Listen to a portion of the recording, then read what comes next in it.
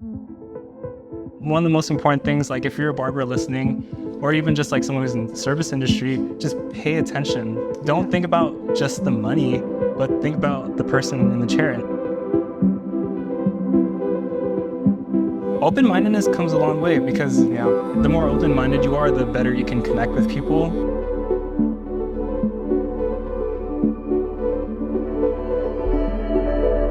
With a lot of like social media, like a lot of people are lonely. A lot of people are like, people need people. People need people. People need people.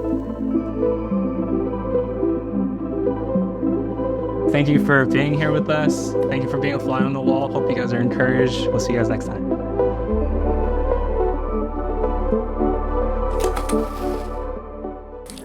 My name is Jordan Castro, from the East Bay area. Born and raised out here. Went to high school in Vallejo,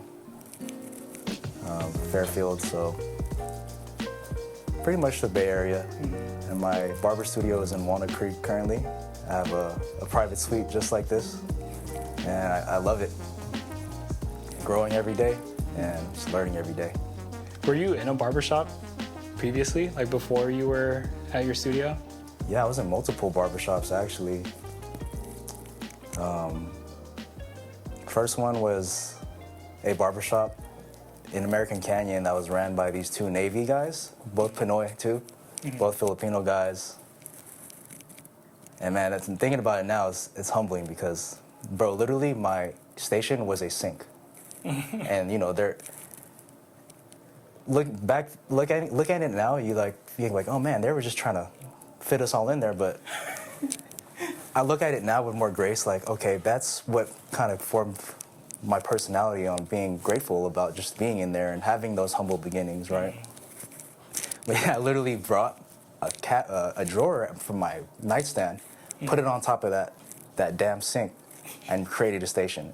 And there's pictures of this I can show you. And you know, all the barbers just like, oh man, like, I can't believe he's doing this to them. But like, you know, I kind of got that new barber treatment. Like, you start from the bottom. Yeah. Like, you're gonna get made fun of. You're gonna get roasted on. And you know, looked at like, you know, the levels. There's always levels, right? Hierarchies in a barbershop. What made you want to switch over to a studio? After that, during that time, studios weren't even a thing. But it wasn't maybe until 10 years later, bro, that I was introduced to Sola Salon through Donald and JR. And it was something, after being in that many barbershops, I knew I wanted to do something different. I didn't want to just fit the general mold of being a barber and being like everyone else. I always was into different products, right? I was always into seeing the alternative products, what's safer, what's better for your skin. Because around that time, I was just discovering different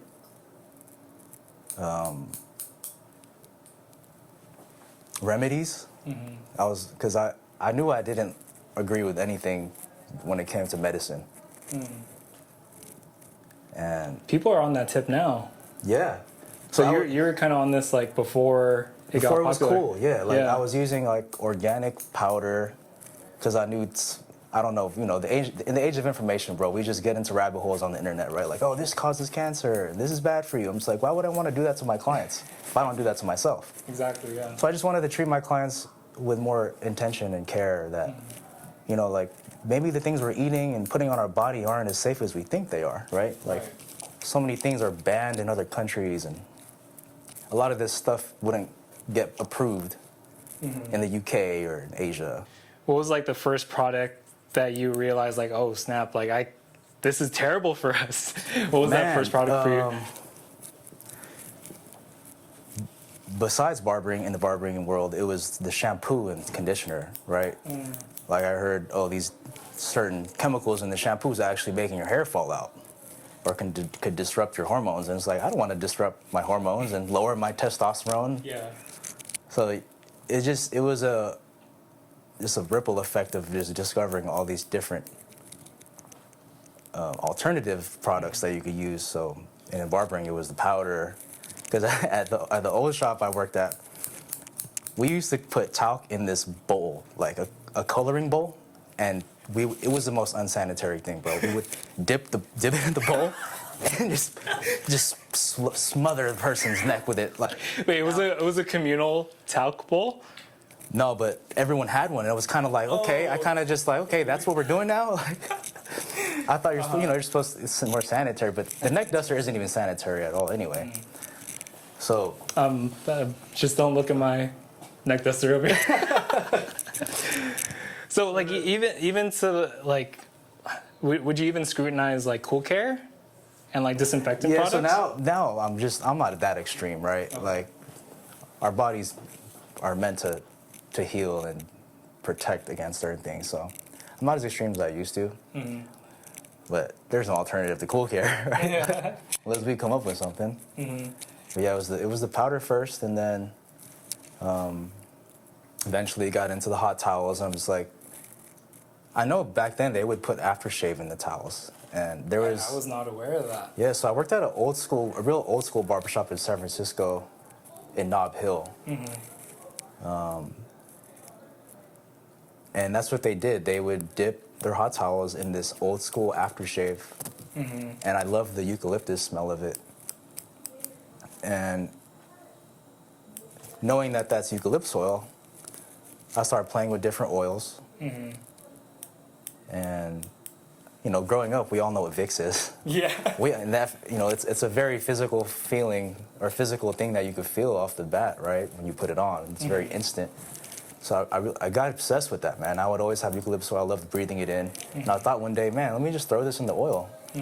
And it would make the whole barbershop smell like eucalyptus oil. Yeah. And this was at the shop I was working at in Benicia.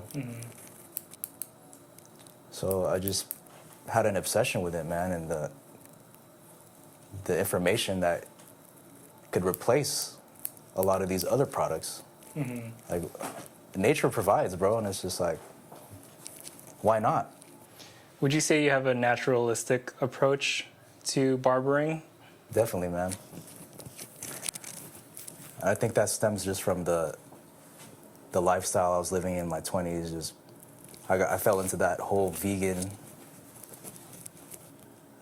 lifestyle, and I got a little extreme with that, and I had to unlearn a lot of things after that because I got sick, had a lot of these like deficiencies of minerals. My gut was very leaky. I wasn't absorbing anything. I lost like 30 pounds. I had all these different skin reactions, bro. You wouldn't recognize me. Real quick, can we back up to like right before veganism? Like, what kind of led you up to being a vegan? Because I love meat. I love steak. Yeah. I would imagine that there would be only maybe a handful, like maybe like 3 things that could possibly make me turn vegan. Yeah. And that there wouldn't be a lot of things to convince me otherwise. So like, what kind of led up to that decision to become vegan? It was a lot of documentaries and these online communities that were sharing all this information about the cruelty of how they treat the animals and what they go with factory farming. And there was a lot more people that were supporting that movement. So I was definitely influenced by them. And living in the Bay, they have all these alternatives, right? Impossible Burger and Beyond Meat. Yeah. And I was like, man, you could go vegan and still crave meat and eat these meat-like products. But it's ironic because you're vegan, but you're still craving meat and you're eating these fake meat products. So what is your body telling you, right? Yeah, it's still processed. You could arguably more processed. Yeah, and I'm a token of what happened, right? I experienced my gut being affected negatively, getting leaky gut. Like, man. What is that? What is leaky gut? Leaky gut is when the tissues in your gut are basically, there's gaps. so you're not properly digesting those nutrients. So, yeah, man, there was all types of stuff going on with me, man. Like, my body was responding to it, and obviously, once I unlearned and deprogrammed myself, man, I went back to eating a diet before I became vegan, which is more carnivore based. And instantly gained the weight back, the skin issues went away. I was clear-headed, clear-minded, more clarity, because that's one of the effects too of when you're vegan that long, is very cloudy judgment and uncertainty. I probably had low testosterone too. Yeah. So it was a whole journey, man, of learning and unlearning. And people still kind of associate me with that energy of being plant-based and super extreme with it. But now I just think I found some balance with that. And What does your diet look like these days? it's pretty simple. There's less processed. Definitely learning how to cook more Filipino food, because I think that'll always be part of our our inner child. Is that and good for our health, memories. though? You can make it healthier, right, by choosing different meats, maybe leaner meat, but Yeah, less pork. yeah, less seed oils, cooking in more butter, healthy fats, Yeah. less grains. But it's about balance, man. You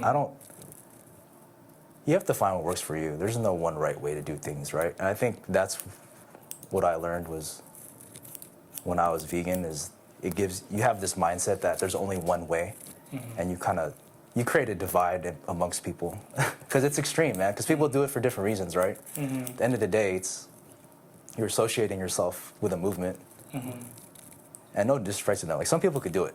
Like, I still have friends that are doing it and they're fine. Maybe that's just them. Their bodies respond to it differently. For me, bro, our ancestors ate meat for sure. Like, we have Polynesian genes, Asian genes, Spanish.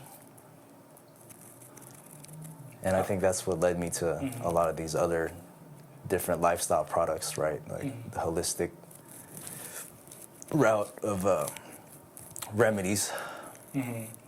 You mentioned earlier about medication and like the pharmaceutical companies. Where's your stance as far as like, say like my doctor were to prescribe me something, like is that something like in your case, like you wouldn't want to heed to your doctor's advice, or like to what degree? Yeah. Yeah, I think that just varies on what's going on with your body. But I can't say that majority of the time they're just trying to mask symptoms and not actually attack the root. And I've experienced that in my life firsthand.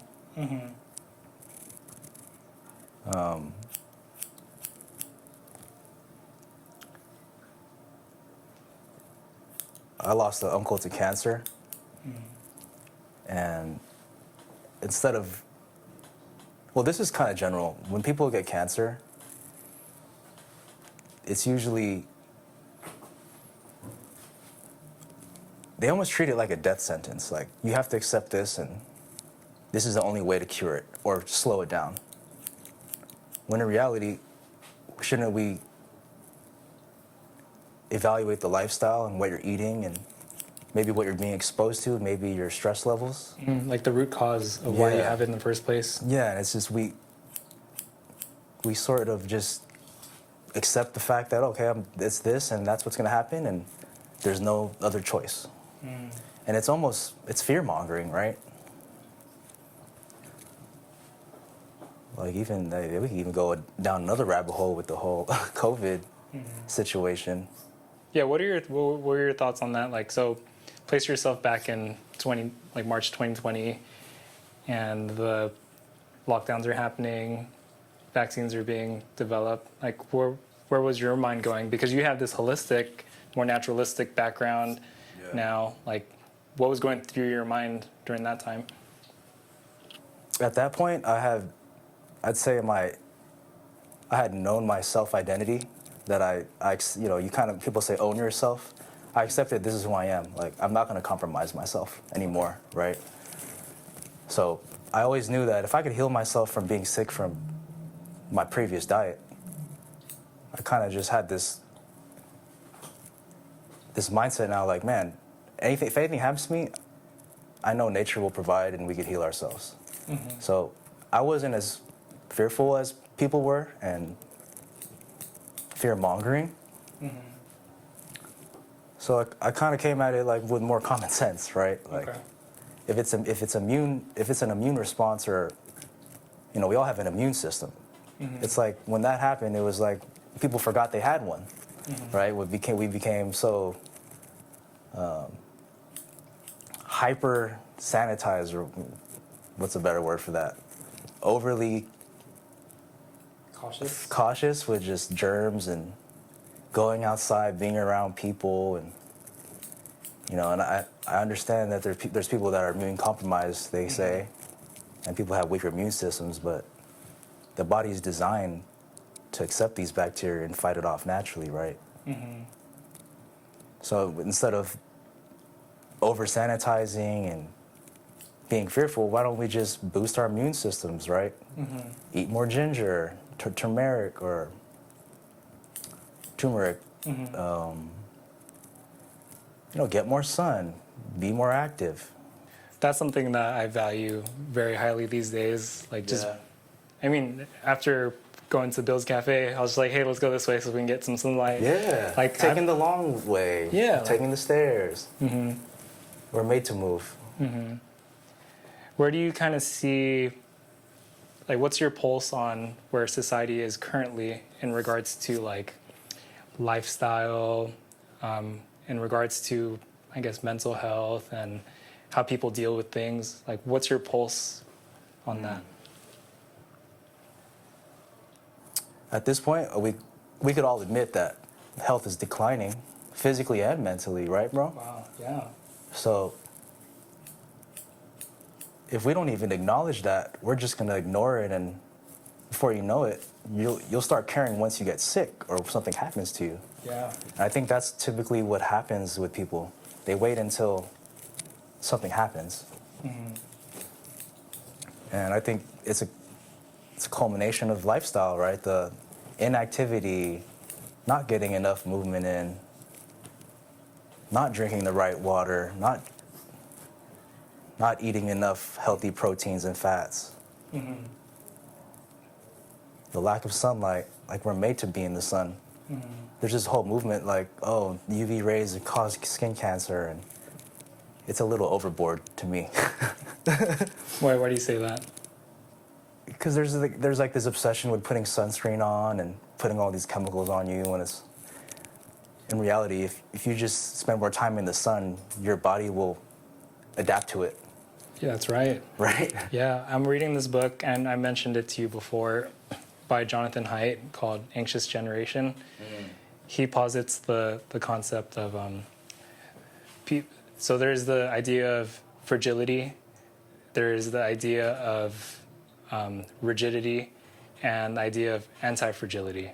So the way he breaks it down is something that's fragile, it's like glass. So like, say you grab like fine china or like a glass, like for drinking at home, you drop it, it breaks. So it's fragile. Right. There are things that are like rigid, which are like, he kind of says like a plastic cup. If you drop on the floor, like it doesn't break, but it doesn't get better. He posits this idea that humans were anti-fragile, which means that the more you stress it, the better it gets. Isn't that cool?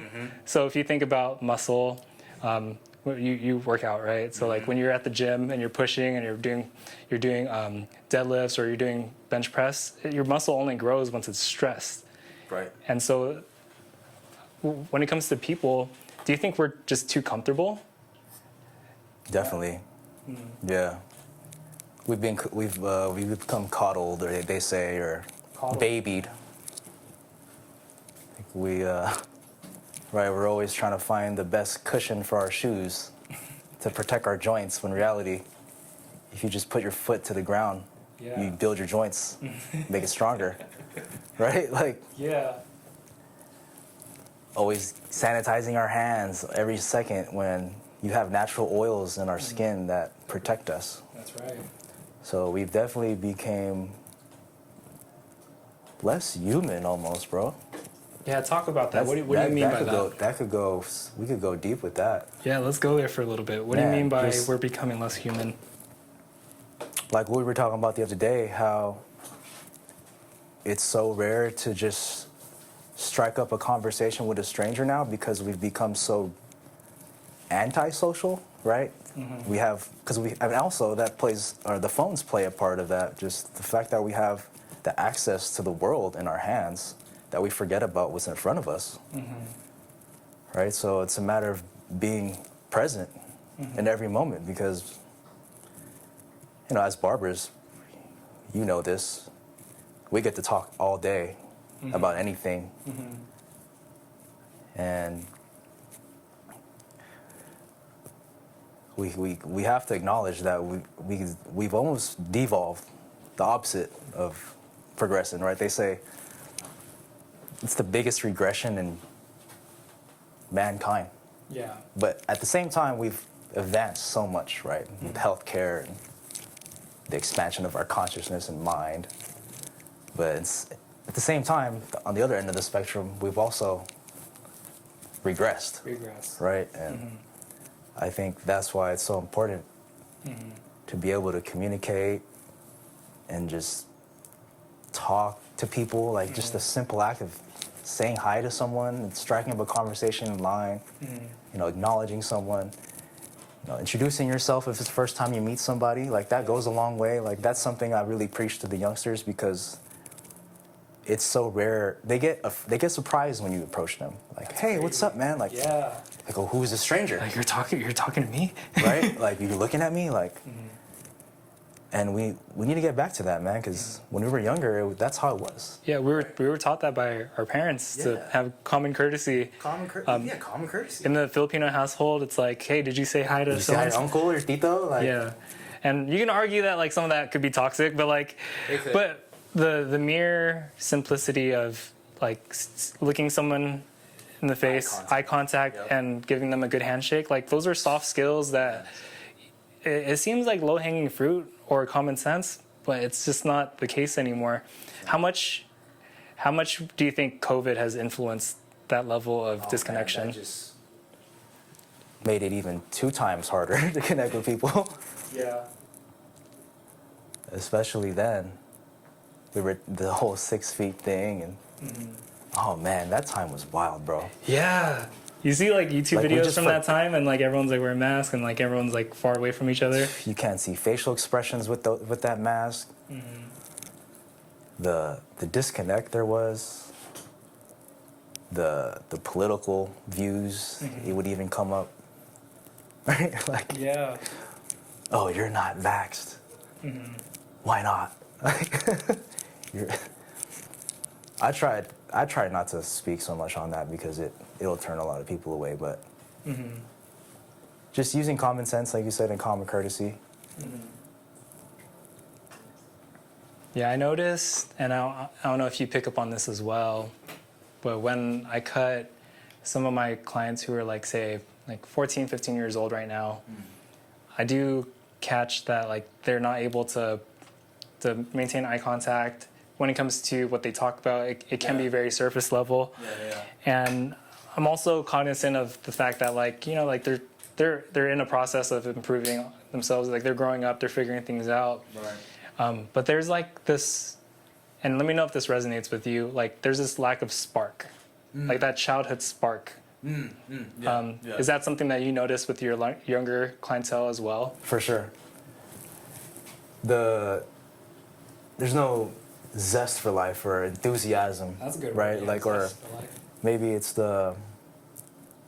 maybe they've been so numb to the world, bro, and just all the information they've been bombarded with and the overstimulation. Like we've never experienced. We can't even relate to that. No. But somewhat we can, of the overstimulation and being susceptible to so many different energies at once, right? Like so much information you could absorb in these days. That's why they say detoxing from social media is necessary to realign yourself. Because these youngsters are probably on there 24/7, probably since they were in elementary school. Damn, that's crazy to think. Yeah. So, Like I want to be careful with like how we frame social media because this is my sixth episode on the green room, and I don't want to paint this picture like Josh is totally like anti-social. Like it's a tool, and that's something that I want to be more cognizant of. It's like, hey, it's not just it's not all bad. It's not all good. There's redeeming qualities of both. For sure. So I want to talk about the negative effects of social media, but let's talk about the benefits first. Like we both use social media. You know what I mean? Sure. So first talk about like the good things about like the benefits of it for society, and then we can kind of pivot over to maybe perhaps like a little bit more negative effects. definitely not. I know social media is a great tool and medium to share anything, information, advice, things that could be beneficial to humanity, right? And that could cover all fields of science, health, social dynamics. Right? People are doing everything now. Sharing products, sharing your inventions, your creations. It's sparking a lot of creativity within people. Movements get started through social media, right? Yeah, that's true too. Especially for us as barbers. Man, it's created a whole new world for us.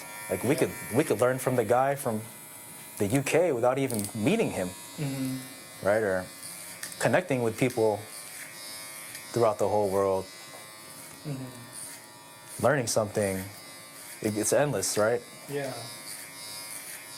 Like What do you think? I'm definitely like I go to the school of YouTube University. I'm on my master's degree on YouTube University, and I love the fact that when it comes to any topic or like anything, like any hobby, like I'd like to get into, like right now I'm like pretty like I'm into golf. Okay. And like if I want to learn how to swing, I just go on YouTube. Right. You know, and so across the board, no matter what industry, everyone is just getting better. You know, like things are just getting better. Things are improving. Yeah. So The like talent pool is wild. it's wild. Yeah. Like when we first started cutting hair, there was no YouTube. Right. Like at most we were watching Cake and His Randy. That's it. Or Vic Damone. Yeah. But other than that, like Local people. we're learning from like our friends. Yeah. You know what I mean? Yeah. So there's a lot of redeeming qualities to using social media and the internet. Another cool thing too is like my parents are like they retired and they live in the Philippines now. And so like being able to see their posts, being able to FaceTime them and connect with them that way, you know, like you feel a little bit more connected, right? Definitely. So there's a lot of good things with social media. Definitely. I think it's a matter of how you use it. Correct. And the balance between the online and in the real life. Because we could get really lost in that, and I think we all can relate. What would be some negative aspects of using social media?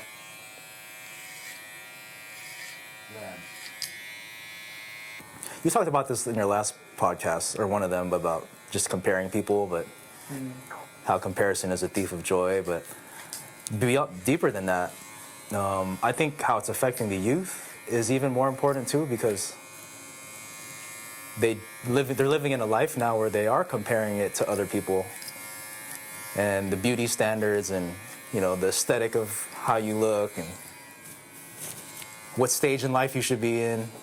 So I think that could cloud people's judgment in a sense, and you could be influenced by that and create a whole persona on wanting to be like that. When in reality, we're all unique individuals, right?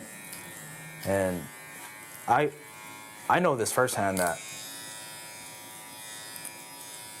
I have a lot of clients that are police officers, and they tell me all these really crazy stories about getting these calls from children who are made do something life-changing because, you know, they didn't get enough likes on a post, or, That's wild. you know, locking themselves in the room, not letting go of their phone because they didn't get invited to a TikTok party. Like shit like that, bro. It's wild. Like, so in that sense, it could be really damaging to the youth, and we don't even know the long-term side effects of this. We don't. And that's why Steve Jobs forbid the devices from his children to his children, right? Because he knew that this is the new world we live in. It's gonna take over, and it has, right? Like, man, I think it's because we came from a generation before these devices and internet that we remember how serene it used to be, bro, and how slower it was. People were present. It was just a funner time, man. Like, your first episode, that was JR, right? Right. He was talking about how it was just so different. It was funner back then. Now it's just become so saturated with all these energies. I think that's why we kind of isolate ourselves in these studios now. Just to get less stimulated. Yeah, just find some peace. And they say offline's a new luxury. I really believe that. Yeah. So I think, but you can't look at it all negative. You have to see it as, like you said, there's good and bad. And it's a matter of our relationship and how we use it. But knowing this, it's like, man, we need to put more effort into being more human, right? Like, Yeah. being present, being more talkative in certain situations, like letting people know you're in the room and acknowledging them too, right? Because people just want to be seen and heard sometimes, bro. It's those little acts of kindness that's going to leave ripple effects, right? Like, we're put on this earth to connect. We're social beings. I've used the term be present many times on this podcast and also like offline. Yeah. What does being present mean?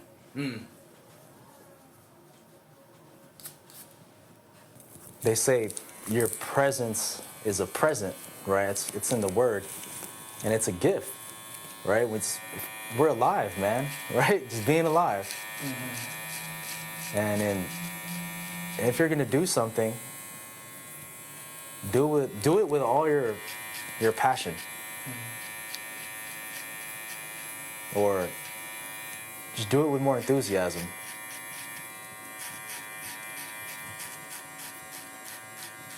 Be mindful of others, right? In whatever social situation you may be. Call people. Like, I'm more of a caller. Oh yeah, I'm not a big texter. Like, if any of my clients are listening, you guys know I don't text back for the next 2 to 3 business days. Yeah, I need to be better. Yeah, man. It's before we had to pay 10 cents per text. So it's like, think about it. Like, man, we would wait till it's 7 o'clock to call our friends. Yeah. Just to get that free, unlimited. But I think that's just the generation we come from too. Is we're definitely more personable. Like, I want to hear your voice. I want to feel you. I want to, you can't feel expression through text messages. You could try with emojis and exclamation and all these punctuation marks, but man, I feel like calling people is being more present, right? Like, There's this quote that says, "We're now more connected than ever, but now we're more isolated than ever." Yeah. There's a transition period between 2010 and 2012 where, well, first let me back up just a little bit more. In 2007, Steve Jobs announced the iPhone, and it's like the very first like smartphones weren't new at the time. Like, there's a BlackBerry, like you can do emails and you can do all that stuff, but web browsing, but with the iPhone, it revolutionized it because it literally put a computer in your pocket. Man. And after 2007, they started releasing all these apps that like allowed you to like take pictures and post it on the internet. And what happened from 2010 to 2012 was the advent of the like button through Facebook. Facebook was like, hey, you can like posts now. Wow. And then because they bought Instagram introduced like, oh yeah, like you can like my photos on Instagram. Yeah. Twitter announced the repost button. Like now you can repost. So it was the retweet. It was the perfect recipe for virality. That's what they call it. So what was once innocent, where like I'm gonna post a picture of my food and like the 10 people that follow me are gonna like it. But now it's like, oh, I only have 100 people liking my stuff. Like that's not enough. It's not good enough.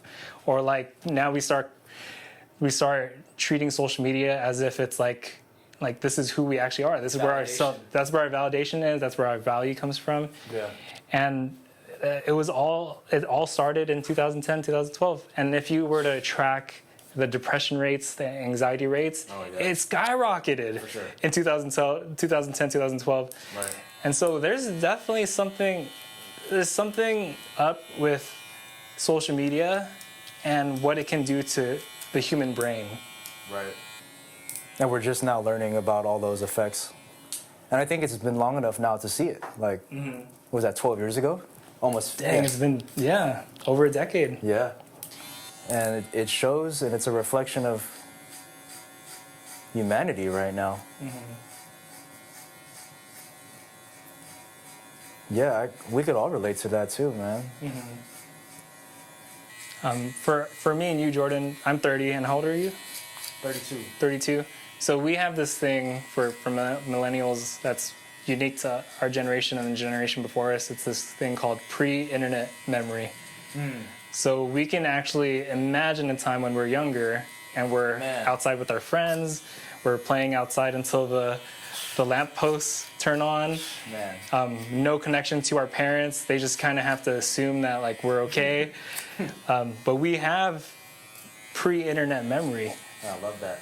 And I feel like just based on like the statistics and like where culture is kind of trending, it seems like the children or like the adolescents, like Gen Z, who don't have pre-internet memory, they're having a hard time being human. That's straight facts, bro.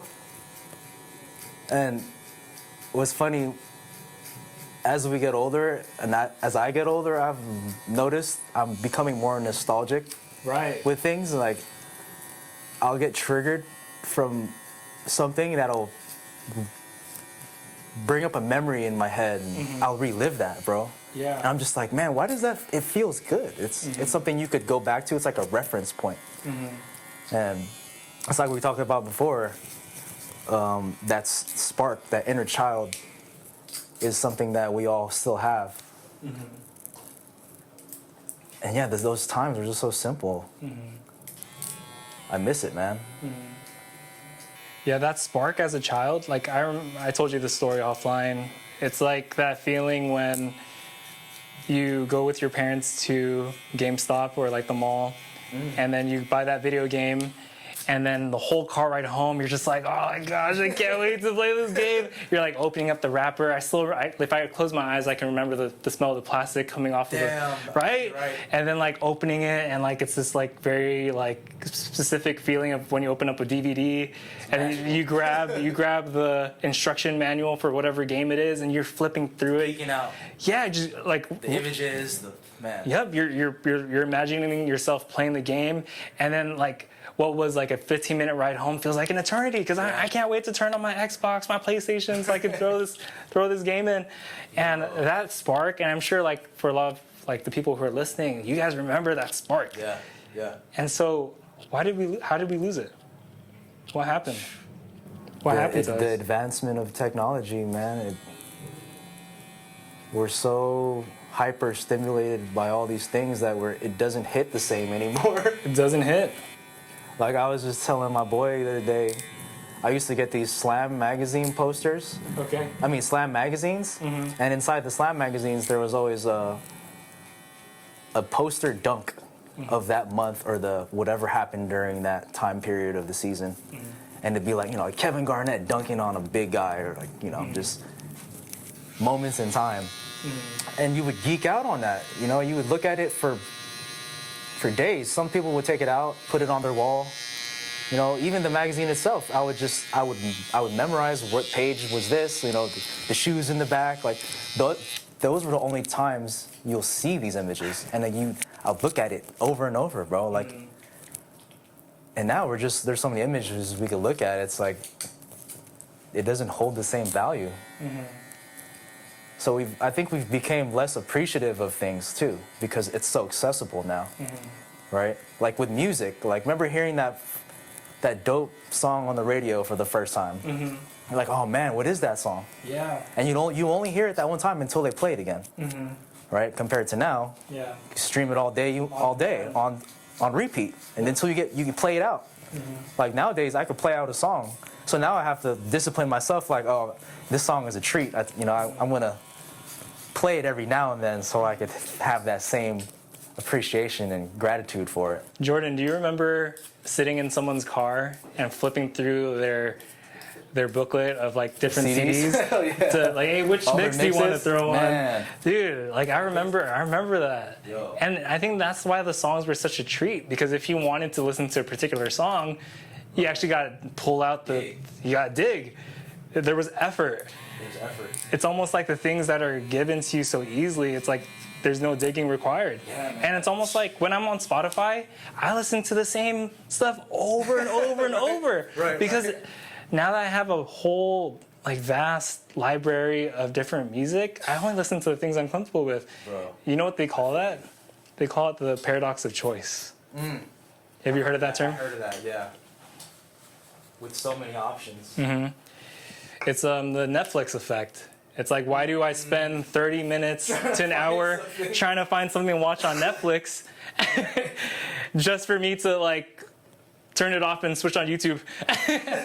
You know, like just because you have a litany of choices doesn't mean it's real freedom. No. I think we went overboard with that. Yeah. I miss when we all would just gather by the TV, and whatever was on, we're all present in the moment, watching that together. Yeah, but no, we're not. Like, I notice when I watch TV with my wife, I have my phone out because I'm just like, whatever is on the TV is just not like stimulating. It's not entertaining. But I miss that. Like, we're all like, I can imagine like me and my family Friday night watching Jeopardy, just in the living room. Like, nostalgia is one heck of a drug. The commercials, we had patience. We watched them. We'd actually watch the commercials. Now it's like they're fighting for our attention to even have us watch the first 5 seconds of it.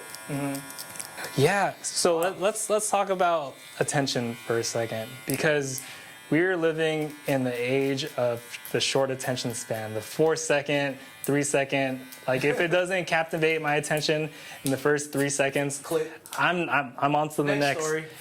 What is TikTok and Instagram Reels, YouTube Shorts? Like it doesn't matter which one it is. What are Shorts doing to our attention span? Definitely regressing us. And that's kind of new, right? When did they introduce that? A couple years ago? TikTok came out during 2020, 2021. Wow. I wonder if that was strategic. Could be. Because we're all at home. And I hear it all the time. People will talk about, oh, I'm on TikTok, and a whole hour passed by. Because I'm guilty of that one. Because it caters to your clicks and what you're into, right? Your interests. And I think that's definitely another thing we have to combat. It's like, I think about it from, like you said, because I have nieces and nephews, and you know, I like to look at the world in their lens, like you said, about with your daughter. Yep. And how every moment we're basically competing with YouTube and TikTok for our child's attention. Wow. Right? Yeah. So it's like, when I'm with my nephews and nieces, bro, I'm extra. I'm like entertaining, like I'm animated, right? So they'll choose to just want to focus on me rather than pick up their tablet and do something mindless. Yeah. And I always made that an effort because, you know, we've seen the world change in the last 10 years so dramatically. It's like, how can we bring the balance to that? And with our presence, man, like being present, that's another example of being present. Yeah. You know, especially when with the kids. Because even sometimes I'll be on my phone and like, do I really have to answer these text messages or check these notifications when I only get a certain amount of time with them? Wow. Yeah. Right? So, you know, we have all these inside jokes. We have our own handshake. You know, like the other day I brought my nephew to the shop just so he could get some type of social interaction. And, you know, he was I had him sweep for me, and it was hella funny having a 5-year-old in here. You know, introduce himself. You know, give him these tools and skills that are valuable, that'll benefit him when he gets older. Right? He won't be like these other antisocial kids and be scared of other people and, you know, be fearless. Man, thank you for doing that, Jordan, because you're someone that, even from the short time of us like being close, like I notice you're someone who cares very deeply about people. And I see that in the way that like you do want to promote like good health and good lifestyle, and you want to promote like good social habits. Like you care a lot, bro. And I'm not perfect, but you're not, and that's the best part. You don't gotta be. You don't have to be perfect. It's a journey, man. It's a journey. When it comes to seeing others, and like you're a barber, so you have clients, you see the potential in a lot of people, like as I do. I also see potential in people. When people are in my chair, I don't just see them for them. I see them for who they could be. Yeah. And I think that's what makes me a leader, because like leaders have influence. And because I have like these younger guys in my chair, I'm just like, let me put you on the stuff that put me on. Yeah. You know what I mean? Yeah. So it's almost like we're helping lead the next generation. Yes. I heard a barber on Instagram who was like, I guess, not anti that, but just like he has a different perspective on it. He pretty much said that barbers just cut hair. You don't have to be your client's friends. Like they're there for a haircut. Like just cut their hair. Stop trying to be their best friend. I kind of want to get your thoughts on that perspective, because I asked this to Brian Ocean for the last podcast, and like we kind of echo the same kind of thought process. I kind of want to get your take on, should we be friends with our clients, or should we just be service providers, or is it both, or is it none, or what do you think? That's a good question. I know personally, I wouldn't want to operate like that, because Like what? viewing it as just a service, right? I know that it becomes very transactional when you view it that way. And I think that has a lot to do with becoming a barber. Like, we started out in barbershops, so we may have been conditioned and programmed to view it that way, that, you know, just high volume, get in and out of the chair, try to get the next guy in, right? And your focus becomes, how much bread can I make? How much money can I earn that day? Opposed to, how can I impact someone's life besides the haircut giving them confidence, right? So, yeah, it's not enjoyable too, man, as a barber, if you do it that way. Like, if you're gonna become a barber, you gotta be a social person. You have to have a mind of your own. You have to have gone through some type of experience. You have to gave a damn about that person who's in your chair, who's supporting you financially, right? Wow. And it can't just be surface level. And I think transitioning into a studio helps us realize that, because now you're almost forced naturally to really get to know your guest, your client. Because in the shop, it could be, it's a certain environment that's very neutral. And I know personally, I wasn't able to connect as deep as I could then in the studio. Because like I was telling you before, I had a client who I was cutting for almost 10 plus years. And it wasn't until in the studio he he chose to open up to me because he felt safe. You know, maybe he feared judgment of other barbers hearing his story or other clients. So that was kind of off topic, but Yeah. No, I agree with you, because if, like what we were talking about earlier, when it comes to like how we see the world and like how we do see like there is a need for people to have connection, because that's really what social media is a proxy for. It's like we want community and we want connection, because in tribalism, if you're with the tribe, you survive. And so when we have these communities augmented via the internet, it's almost like there's no need for in-person community. And so what I hear from you is that like, hey, you're a barber and you're not just cutting hair, but you're building community with the people who sit in your chair. And honestly, like if I were to pick a route, like, and you know where I stand with this, I'd go that route. Because then the for a lot of the people who are watching online, perhaps they're like younger barbers, like they're all about their bread, they're all about their money. The secret. Yeah, go ahead. Hyper focused on numbers and content creation and getting online recognition. Exactly. If you forget about the local guys down the street and even your salon suite members. And you'd be surprised that when you start investing into your customers and your clients, and they do become friends, that loyalty pays more than a one-off.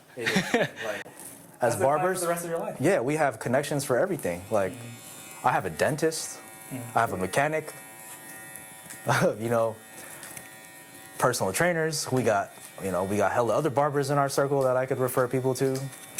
Like, it's an endless community-oriented space, right? And if you don't maximize that, you just got into the trade to make quick money. You're not actually maximizing your potential as a human. And especially now, like we were saying, the disconnection of people in this world. We get the opportunity every day to do this, man. It's like, and there's also this, it's like a generic thing, right? They say, oh, barbers are like therapists. In a sense, you can be to that person, even if you're just listening. And if you're intentional about it and actually give a damn, right? Because that person probably wouldn't get it anywhere else. Or maybe he didn't even know he needed therapy. Sometimes it's they don't even know they need it, bro. Because like you do therapy, right? Yeah. And you see how beneficial it is. Yeah. They may be more well-versed with how they approach things, but I think we are definitely a pillar in our communities in that sense. Before therapy was a thing, like it was it was the early 1900s with Sigmund Freud. They consider him as the father of modern psychology. Before Freud, before there was a name for it, it was just genuine friendship. It was just before the internet and before I gotta go. It was like, hey Jordan, let's go take a walk. You want to walk with me to the next town? And then we're just talking, and we have time in between this thing and the next thing to process. What we lost in the 21st century is our ability to process. Because, instead of sitting with your feelings and sitting with your emotions, we get on the internet. And we have people process things for us. An example, like a world event would happen. It's like, how do I feel about it? No, let me see what everyone else feels about it. And so we end up adopting the collective mindset of other people. And it's almost like, are we thinking for ourselves or are we letting others think for us? And so in a day and age where things feel disconnected and people feel at conflict at each other, I would submit, if we were able to talk and connect with each other, it's almost like the conflicts kind of subside. I have this quote where it says, it's hard to hate people from up close. It's easy to hate people at a distance. From afar. From afar. If me and you don't agree with something, it's hard for me to hate you when you're right here. It's like, what am I gonna do? But because I know you and we have a relationship, I'm more open. I think that's what we're missing today. It is. Being able to agree to disagree and help each other understand it's more progressive that way too. Yeah, that just made me think about how we will react from, for example, some catastrophe in another country, and we automatically will feel that in the moment, but then we'll go to the next post and be like, okay, Yeah. did I really process that? Like we're being told to how to feel and how to react to things and pick a side when we're not even in the right state of mind to even fathom what's happening. I've been really trying to hone in on the idea of slowing down. Man. Do you have any thoughts on pace and slowing down your life? Definitely.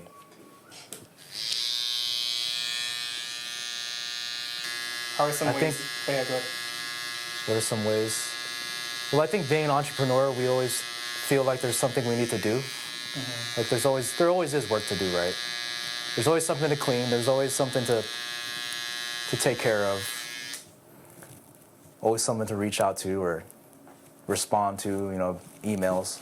But I think it's about scheduling your time for certain tasks.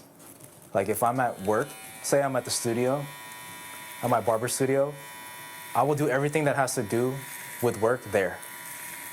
And it helps me compartmentalize that's what I need to do to fulfill my day. Like, I have to restock my oils on the shelf. I'm gonna do that there. I'm not gonna say, I'm gonna just do it at home and bring it. Yeah, Like like little things like that. Like when I go home, that's the time that you give to your family or your me time to unwind and rest. Like lately, I was just telling my boy this. I know Zach mentioned this too. I've started to just not listen to anything in the car when I drive home. Like I used to just, I need to play this song or a podcast or something to always occupy my mind. But nowadays, bro, we don't realize as barbers, we're taking in so much energy from people or absorbing so much energy, we forget to process that, right? And I think that 20 minutes of driving home in complete silence helps, process that and slow down in that sense. So little things like that, man, or meditation is key. Just, waking up, letting the sun hit your face, being mindful of that. Yeah. Just moving more calculated, man, because a lot of my life, I spent a lot of time moving recklessly. Is it okay if we dive into that a little bit? Oh yeah, for sure, man. Just like, even just little things, right? Like, I wasn't a very tidy person growing up until I got, my own place and my own studio. Little things like that, like making sure everything is on point, clean, right? Like I'm very OCD about that now, like using a clean comb on somebody or like if I All the barbers in the video, or everyone watching who's a barber, they're just like, their butt cheeks are getting tight. like we're all guilty of it. Like we have skin to protect us, but I just don't ever want to be responsible for giving someone a skin reaction because I've experienced that before. And I don't know how we got into this topic of being sanitary, but It's just who you are. yeah, bro, it's little things like that, man. Like like when I go into the gym, right? Usually it's like we feels rushed, but no, I'm gonna take some time to really plan it out. Like I'm gonna go a little earlier. I'm gonna go like 20 minutes earlier so I could shoot around and stretch, or before I lift, right? Or I want to get a game in. It's like doing little things that will help maintain your being and your wellness. Like you said earlier, when we went to just take the outside route to the cafe instead of going through the other way. Like little things like that, man. We have to, because this new world we live in is always stimulating us to the point of exhaustion. You know, we wonder why people are so on edge and irritated and annoyed of everything. No spirit, No zest. no zest for life. Like we're already majority of the world is already working 9 to 5. All you think they want to do a side hustle on the weekend or try to do, you know, they want me time. Sometimes zoning out on Netflix is healthy. So I want to shift gears a little bit. We spoke a lot about social media, about like the kids, the youngsters. We talked about hair. We talked about nostalgia. We talked about a lot of things, medical. I kind of want to shift gears in a direction of like, so what do we do? What do we do in order to help the next generation and the generation to come? What can we do, like for me and you? Like, what can me and you do in order to help the next generation? We could do a lot, man. I think it's one step at a time. Day-to-day living, how we live our lives and how we impact directly our clients and the people in our lives, our family. Because there's this pressure we think we could change the world, but realistically, we can only, like Tupac said this, he said he hopes to spark the minds that will change the world. So to keep it simple, man, just being more human when it comes to our day-to-day interactions. Being present, like you said, it's super generic to say that, but really being present, like leaving your phone at, you know, in your room sometimes, and then completing whatever you have to do with no distractions, right? Being there for the people that need it. Like I know off the top of my head, there's people that I know that I should reach out to that want to spend time with me and you know, want to talk. They may need that talk. Our young clients, you know, we don't know this, but they look up to us. Even the young barbers. Yeah. They may not show that or verbalize it, but they're watching our stories for a reason, bro. And I just want to tell them too. Don't be so what's the word? Self-cautious, or what's the word, Josh? Self-conscious? Self-conscious of what people may. You said it. Self-conscious. I think I said cautious, but self-conscious of what people think of you, because people will love you for just being yourself. It's so niche to say that, but being the most unique individual you can, because nobody lived the life you did. So you can't compare yourself to anybody. And people will love you more for being unique and being weird. Like it's a compliment to say you're weird. Sometimes, like, oh, that guy's different. Like, I used to get roasted on in the barbershop, like, but that name Jorganic came from somebody making fun of me, like playful banter in the barbershop. You know, we would just, that was the culture back then. Like, you roast and you could receive the roast. It gets passed around, and I embraced it. Like, I'd rather you like me for who I am than me trying to put up a front and then it's not authentic, right? And you're just more at ease when you're yourself. So I think being authentic and genuine is already helping the world. Like, Being authentic and genuine. Right? And just owning it, embracing yourself, embracing your flaws, embracing the things that people made fun of you about. Yeah, you gotta let your freak flag fly. you hear that before? That's hella funny. Given the current state of the world, how do you stay positive, and how do you have a positive outlook on the future? Man, it's not always positive, but I think we have enough information and experience that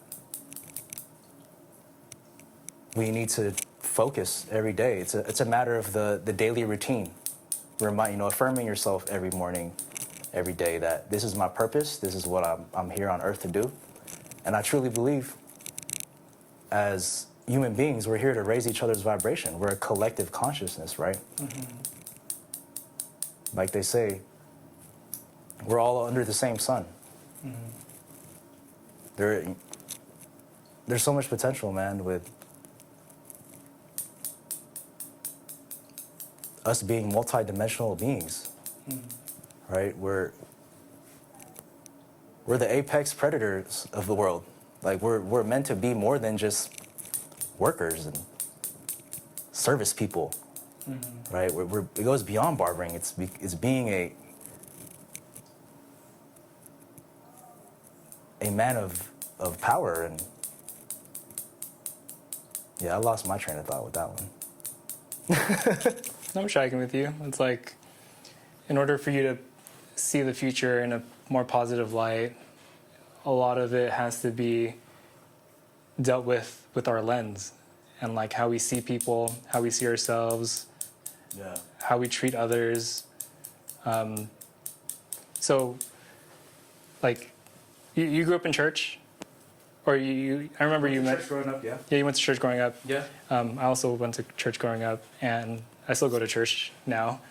And there's a portion in the Gospels where Jesus is like confronted by the Pharisees, and like, if for people who don't know who the Pharisees are, they're like the religious people of the time, and they're confronting Jesus because Jesus was doing stuff like healing people on the Sabbath. He was like spending time with sinners, spending time with people that the religious people wouldn't want to spend time with because they're like ostracized and right. Like and Jesus was just like, no, like those are the people I'm here to here to spend time with. Those are the people I'm here to save. And there was a point in the story where Jesus boils down like all the laws that all the Pharisees were trying to push on like the Jewish people, because you know how there's like the 10 Commandments, like don't lie, don't steal, don't have any other gods before me, like all like there's those laws, right, from Moses. When after a certain period of time, the Pharisees or the Jewish people started developing all these extra laws, and so they had something like 300 something laws added onto the original 10 laws, and so pretty much like you couldn't, like they were just walking around like just very like straight, and like they can't do anything, like they're barely even human, to the point where they can't even help people who are like in need. Right. But then Jesus was like, hey, let me boil down what all these laws pretty much encompass. Number 1 is love God, and then number 2 is love people. Yeah. Treat people the way that you want to be treated. And I feel like when you boil down life to those 2 things, like loving God if you're a Christian, and loving people, I think makes it simple. Yeah. It makes it plain and simple. And we, at least for like growing up Christian, like it was hard to do that. Like I don't know how your Christian experience was growing up, but it felt very religious, very like a lot of rules, very ritualistic. And then now that I'm a little bit older and like more mature, I see that like, dude, like it's way more simple than we made it out to be. Yeah, there's core values. Yeah, exactly. That has, with like common courtesy. Exactly, yeah. So when it comes to like how we view people and how, because that's pretty much like what it is, like you treat people the way that you view them. Like I want to look at people as if like they're like my actual brother, like they're my actual sister. No judgment. Yeah. That's my son. That's my daughter. Because I have a daughter now, so my heart goes to like a lot of the kids now, and that's why my language has changed over the years. I used to be the type to be like, Gen Z, they're so like fill in the blank, whatever it is. Annoyed by them and all this. Yeah, but now I'm just like, dude, you're my little brother. You're my little sister. Yeah. Like, let me take care of you. Let me value you. And like that's my approach for like how I see people. Like, how about for you? Like, how do you see people? Man, that's a wake up call for me too, bro. Because I do find myself in those moments where I'm just like, oh, there's no freaking hope for these guys anymore. Like, Yeah. you know, I get discouraged. I've been there. Right? Yeah. And I think that's part of being human, because every day there's just some new stuff that's just like, wow, for real? You know, like, seriously? But, yeah, looking at it with more grace and seeing them as our young Padawan, instead of looking at them like Yeah.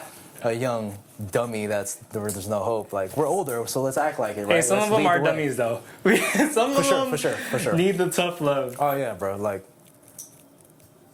right now with the youngsters, Yeah. like being reckless is how they get validation now, right? Like let's do this crazy sideshow and someone might die, but who cares? We're gonna go viral on this page. Right.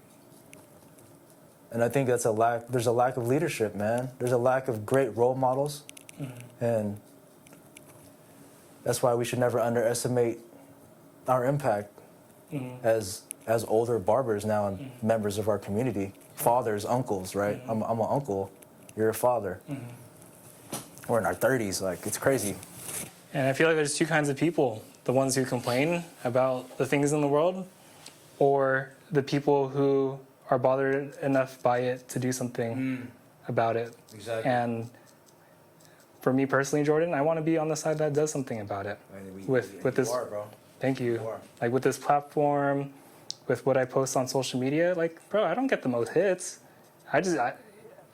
My metric for success on socials is like if one person reaches out and they're like, hey, like That's all that this matters. encouraged me. Oh yeah. Like that bro. one Yeah. is all you need. Exactly.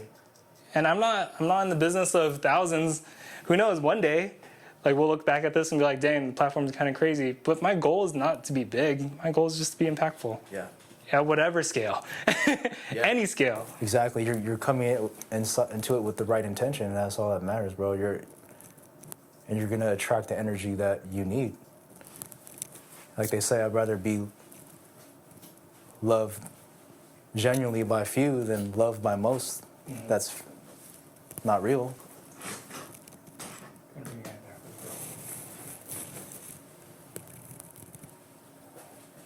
And part of my personality is that, like, I'm a fixer. Like, I love fixing things, like fixing stuff around the house, fixing up the studio, fixing up the shop. So I have a natural affinity towards what works and what doesn't. And when it comes to people, I feel that way. Not in that like people need fixing. Like don't think that's what I'm trying to say. But I see people who are looking for guidance, and I don't have all the answers, and neither do you. And we don't have all the answers. But the fact that we care, Jordan, is a good start. You know, and we will get it wrong along the way. But we care enough to talk about it. Yeah, and the first step is acknowledging that there's something wrong with society.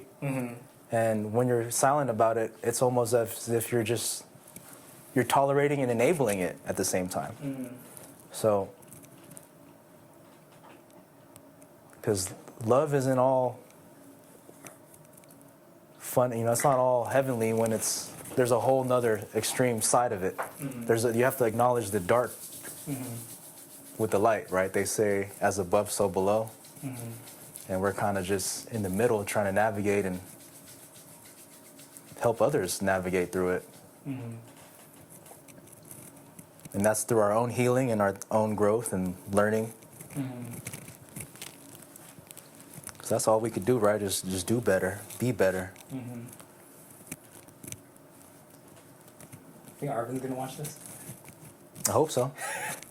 Arvin, am I doing a good job? That guy is mature beyond his years, man. Dude, Arvin? Dude, that's my cousin. Man, that's fam. That's fam. I've been working next to that guy for years now. It's crazy. He's a different breed, man. He has kuyas. Shout out Vin. Love you, bro. Shout out, Vid. We love you, dude. All right, so now that we're wrapping this up, I kind of wanted to ask you one last thing, and who knows, there might be more questions after this, but if if you were to see yourself in this room, like the Jordan of 10 years ago, and he's in this room, and you're a totally different Jordan now, obviously, but 10 years ago, what would be some advice you would want to give the Jordan of 10 years ago?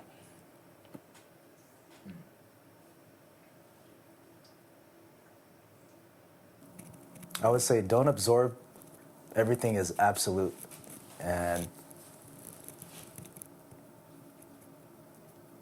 take your time before you make a decision about something and what you view the world. So, yeah, there's a lot I would say too, but that could be a good summary of it off the top of my head. Yeah. How about because my demographic is like a lot of like young entrepreneurs, young barbers as well. What's like a word of encouragement for them?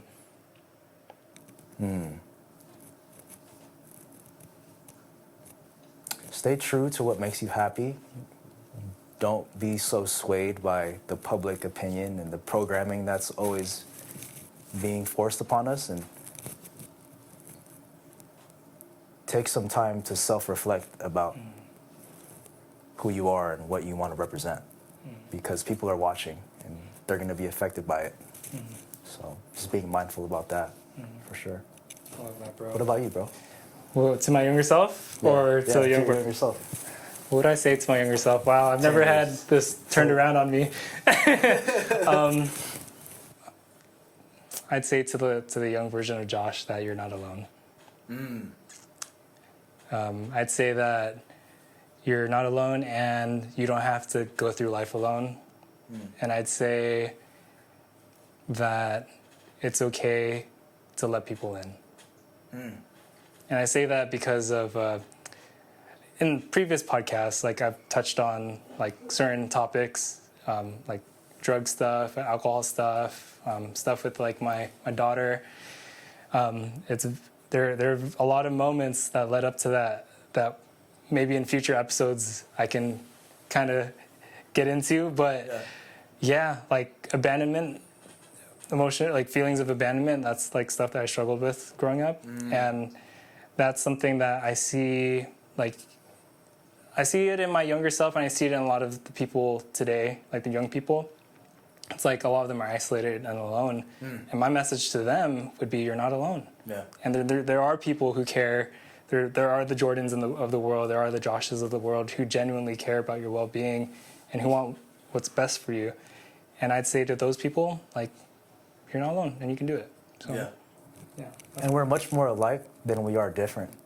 Yeah. Right? Because we think we're all so different and divided, but really, there's more we could relate on. There is. And we need to focus on that more than the negative. Yeah. Right?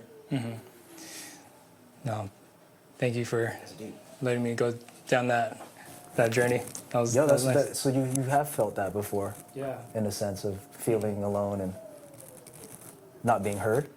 Yeah, not being seen, not being heard. Yeah. I felt like I was like a background extra of like a movie of like my own life. Yeah, like I was just in the background, and a lot of it I've had to deal with, and like that's why I went to therapy for however many sessions it was. But it's on my radar, and it's something that I address, and I've grown from it. And so there's a lot of good things that have come from just knowing and processing. And a lot of people could benefit from your story, because that's a very common thing too.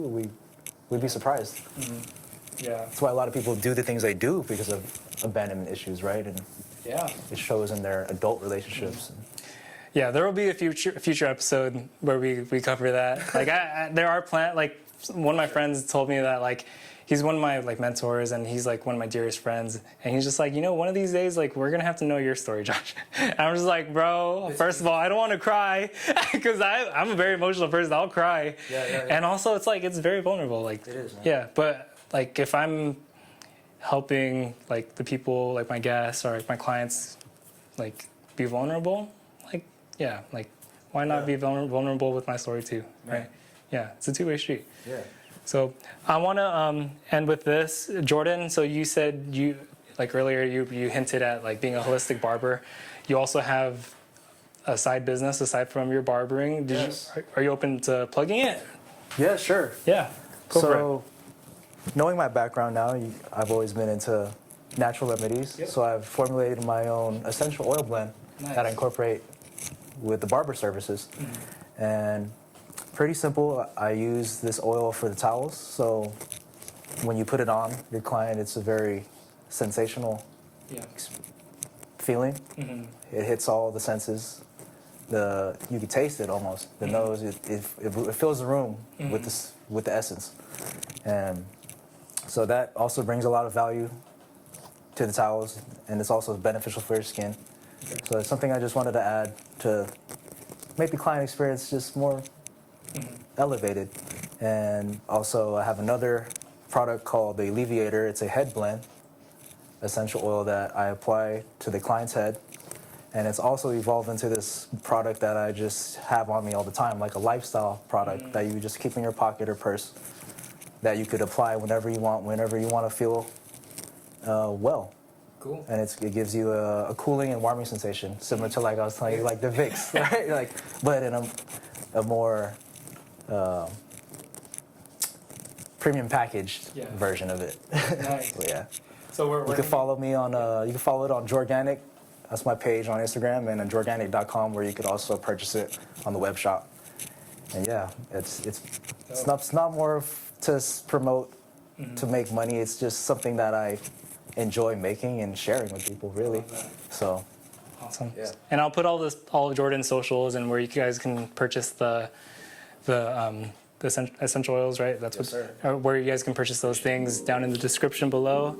And lastly, Jordan, I just want to thank you for being here. Thank you for your time. Likewise. Thank you for your friendship Of course. and like your heart and just your intention behind everything you do.